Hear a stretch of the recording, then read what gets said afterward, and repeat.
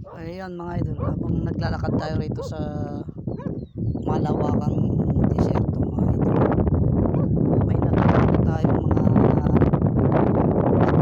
itim na parang kakaiba yung ano niya. Ayan mga idol, kulay itim.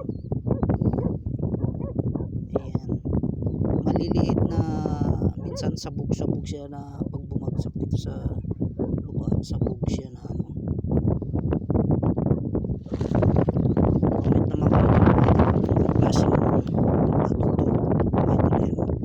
Maliliit na siya na itim.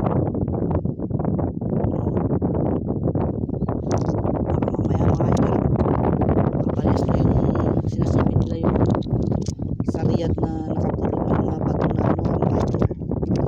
Mayayaman tayo rito mga idol. Comment na mga idol kung anong klaseng bato to. Maliliit na ganito na kulay itim. Mga tingin ko dito sa mga bato na to, hindi mo na mabilang ang taon nito kung ilang taon nito sa dating niya mga idol.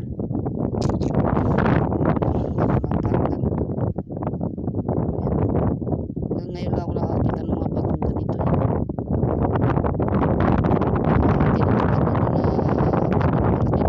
Kinalasan lang ang klaseng bato na itim na makintab. Hindi lang kasi ito, hindi ko pa nalinis nakikita ko lang dito.